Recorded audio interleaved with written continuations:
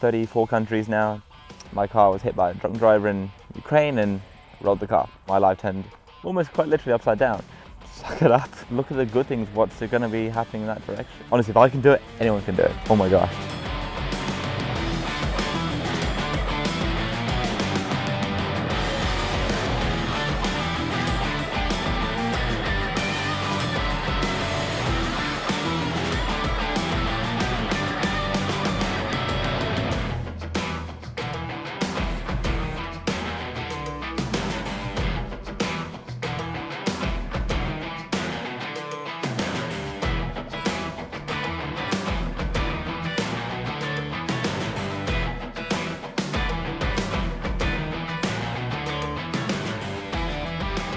I suppose I started this. The first time round was 2010. The second time was 2011. I always kind of work out 6-7 years-ish. Back then it wasn't called overlanding, it was just traveling with a vehicle. It was back in Africa. I was walking across Africa, flew into Cape Town and then walked, hitchhiked, public transport, that kind of thing up to Nairobi. And then during that trip I met people with vehicles, other Land Rovers and Toyotas and some trucks, doing either Cape Town to Europe or Europe to Cape Town. And there's me with a backpack and meeting these people. That idea just like set in stone in the back of my mind. It's like, I need to do something like this. And then from there, from almost the time I got home, I started setting down the foundation. That's when I started the plan. I actually planned the route on a paper napkin with my parents in a restaurant. And I was like, that's it. And at the time I lived in Cornwall in England. And I was going to be called Cornwall to somewhere else. And but what's the bottom of South America? Cape Horn? That'll do. And I wanted to cross Russia. I really wanted to do kind of Mongolia, and there's some routes, obviously, the Road of Bones, and I took a long time to leave. It's just like, oh well, what if, this, I can't do this, or how am I going to get around this problem? And friends who had actually done the trip and other trips said leave. You've been doing this for such a long time, and you've been trying to plan this by this time it's like 5 years. You just need to leave. Turn the key of the car and just leave. And the next year I did. I had a great 6 months, and then I got my car was hit by a drunk driver in Ukraine and rolled the car. So it used to be green. That's white. I drove it back with the bent frame, which I later found out. It looked a bit odd on the road. We drove from Ukraine, close to the Russian border, back to England with the bent frame. Already been on her side for a long time, and yeah, it's probably one of the toughest points in my life for the trip is deciding what to do. I just had everything go wrong, and my life turned almost quite literally upside down. And thanks to friends and family, they're just when it's going to be okay. You worked so hard for this, so you got to get back on the road. Do what you set out to do. And so I did. I didn't know what to do with the car, we'd already been through so much, so it was a new frame and rebuild the car into that frame.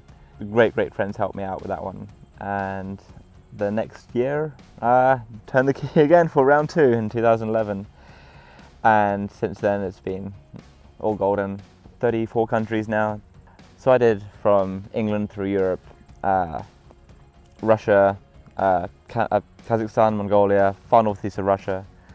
I was going to go across to Alaska, but no shipping routes, and I couldn't find a fishing boat to strap her down on the deck to get across. So I just came down and did the straightforward, easy ship from Russia to Canada, and then drove north again up into the top of Alaska.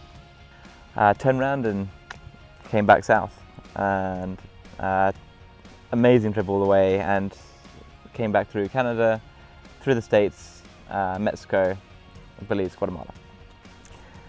Now this is why I'm here now, is because since I've taken so long to do this trip, El Salvador, Nicaragua and Costa Rica have shut down on right-hand drive cars going into the country. There was no, you know, special permits and all, which there used to be. It was just a blanket shutdown and no. Turn one adventure into a different one, and you know, here I am now at Overland Expo East 2017, and you know, meeting old friends and new friends, and it's now life is good, and it's just now replanning on how to get round down to South America, so I'll end up probably shipping from here, and then just carry on, because you can't, when something like this happens, you can't dwell on it and you can't sulk about it, because there's no point. Your sulking won't change the fact that you can't get through that country. They're not going to turn around to you and go, ah, well, because you're upset, okay, come on. It's, suck it up.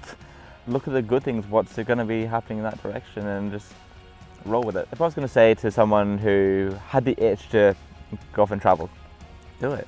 Just leave. Like, it's just, there's always ways to work around objectives. Like, everyone says, like, how do you fund it? How do you afford it? And it's just like a bit of cash before I left, but I knew no way on earth I'd be able to afford it, the whole thing. And this is another reason why it has taken so long, is because I stop and work. Like, for me anyway, I kind of enjoy it that way, because it enables me to stop in a place.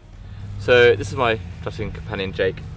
Jake is a Guatemalan street dog from Antigua, and he decided one day he would adopt me. I've had him a year now. Twice I tried with people to home him, but when by this time I had him on a leash, I gave the other people a leash and we walked in different directions, and as soon as he realized I wasn't there, he just planted down and was like, I'm not going anywhere.